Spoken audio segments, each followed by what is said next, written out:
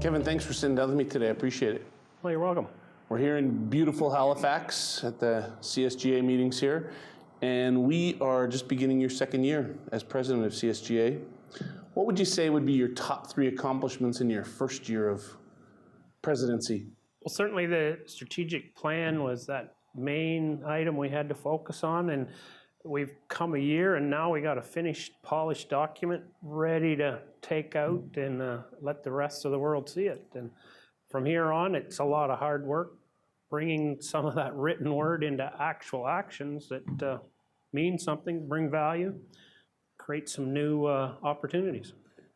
Why was it so important with all the seed synergy dialogue going on and so much potential for change? Why was it so important for CSGA to pin down this strategic plan right now?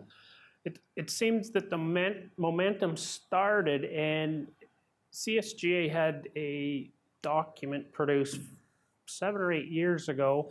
There was a little bit of expression that we had to change and we should look for a new future, and we put pen to paper, created a document, and on maybe our own fault, we didn't achieve any of those goals. We talked about it, and for some reason, the willingness to change didn't happen. Right. So, Kevin, you're a seed grower, obviously, as a member of CSGA in Ontario. New Liskeard is my home. New Liskeard, excellent. Can you give me a little bit of background? What do I need to know about Kevin Runnalls? So we farm in a little pocket of clay in northern Ontario. I have 5 sons farming with me, and I now have 3 grandsons, which are the 6th generation. I actually learned what the Seed Sam logo and the blue tag, that was my grandfather. In the 70s, I had a grandfather that produced certified seed. I grew up on a dairy farm, so we had a different agricultural upbringing, but we moved into the cash crop business, and seed just was the next entry early, just producing crops for some other seed establishments. Nice. So you've been in this business for a bit. This is probably the 21st year. I think I started on the Ontario board, and I replaced a neighbor after he retired, and then I've been on the national board for probably 8 years, thereabouts, 8 or 9 years. Nice. So what did you start seed growing when you were 7 or something? It doesn't look like it. No, we're coming up on our 30th year of production, but we've probably started with cereals, and soybeans now are our biggest crop, but seed production's been there for a while. Right, excellent. Can you talk a little bit about some of the challenges you face as a seed grower, and how does that impact your role as president of the Canadian Seed Growers Association? I farm in Ontario, and some of the things that frustrate me is the availability of my neighbors to have tools to produce crops. And I'm well aware that if farmers don't have these tools, I'm not going to be able to sell a viable seed crop. And in Ontario, we lost the use of pretty well all of the insecticides we used to control insects. We used to be a big canola producing area. Swede midge came in, and we've pretty well lost our canola production. Now, we didn't produce canola seed, but our soybeans and our corn, we cannot access treated seed with insecticide, and certainly we're counting on some new technology that's safe on honeybees to come along and give us those tools so I can be competitive with even my fellow seed growers in Canada. Absolutely, and we're talking about neonics, right? This is one of the list of items that has been restricted by your folks in Ontario.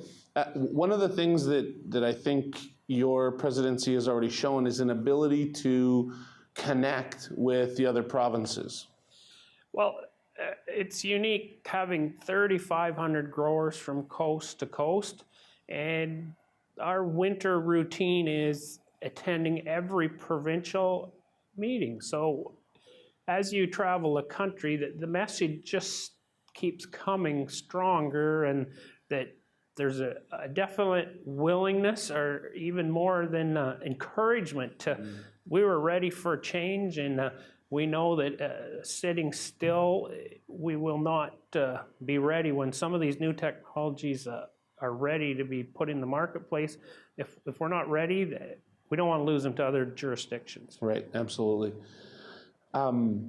Be completely remiss of me not to talk about seed synergy, Kevin, because we just finished the Canadian Seed Trade Association meetings. We're just starting this Canadian Seed Growers Association meetings, and it's obviously a big topic of discussion. Seed Synergy Collaboration Project is designed to be the capacity to bring everyone together to forge what will be the next generation of the seed industry in Canada. CSGA has obviously played a big role in as part of the 6 members on that team.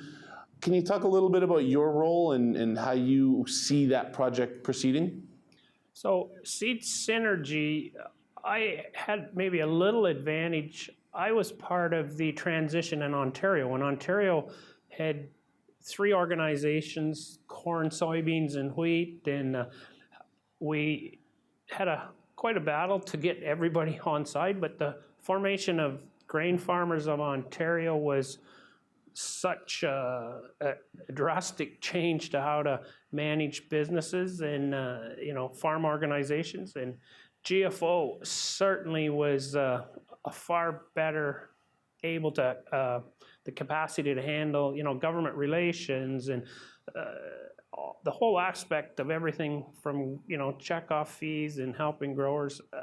An organization run out of one office where you can actually have specialists, like afford to have people on staff, because most of us are volunteers and we can't devote as much time as we'd like to some of these very important roles. But that one voice, though, every time we go to government, we hear, you guys come to us with 2 or 3 messages. How is anyone to react when we've got it all over the board? We need one message and one message only. Absolutely. And I think we heard loud and clear this morning that CFIA is listening with open ears, wanting to hear what the proposal is from industry, and B, that the 6 groups are indeed working actively together to develop this solution, to be able to pin it down. If we talk about being on a scale of 1 to 10, 1 just started talking about it, 10 ready to launch and roll, where do you think we are on that spectrum? I would put us at number 4. Yeah. Certainly the changes at CFIA, Dave Bailey, now Wendy Yawn is the new seed division director, but all these changes and the work we do directly with CFIA, but they also announced this full cost recovery initiative. I think they want to have it kind of wrapped up by 2019. That gives us maybe 2.5 years at the most. But certainly we want to be part of that discussion. The last time there was a budget cut, we kind of were made aware after the fact that you guys figure out how to check your own fields, and we're out of it. So we have to be in that game right from the first talk and position ourselves that we can manage some of these extra costs that we know will come to the system. Absolutely. What would your take be on we had some great presentations from all 6 executive directors this morning, and we also had a panel discussion. What was your take? What was your sense of the room? We did some polling. What was your take of the room?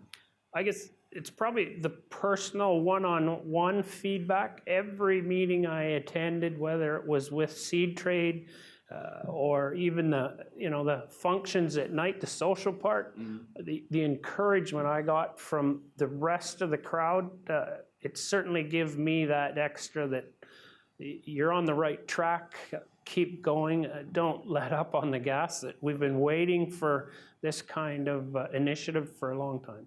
I echo the same sentiment. That's what I have been hearing as well. And I know you guys have been working hard to get this pulled together. And I think it showed today that the industry, and that's all of the industry that has been attending these meetings, is really pushing in that same direction.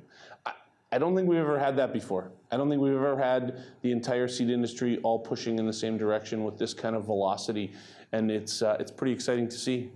Well, and it takes quite a bit of management to control emotions. When you're coming in and you don't know what may happen to your future, it's only natural to get your back up and be a little scared. And, you know, kind of cutting off some of those negative comments and, you know, who's controlling me or leading me down the path. I think those things really have to be watched, that when you're doing it together and everybody has an equal say, we can keep some of those scary ideas out of the picture. Absolutely. And I think probably one of the things when you come into these type of negotiations is taking your hat off, that you're not representing seed growers and you're not representing seed trade, but you come in with an industry picture that you're going to make the entire industry a better place, and it, you know, maybe sacrifice a little bit of your own pride that,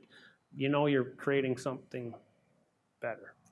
I could not possibly have said it better myself. Well said, Kevin. I think I'm going to leave it exactly right there. Perfectly done. Thanks very much Shawn. for your time. Appreciate it. Good.